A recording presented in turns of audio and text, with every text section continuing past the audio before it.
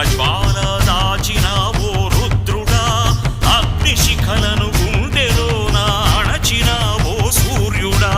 పరశ్వథమును చేతబూనిన పరశురాముని అంశవా, హింసగణ జగధ్వంస రచనను చేసిన ఆచార్యుడా, మన్నెం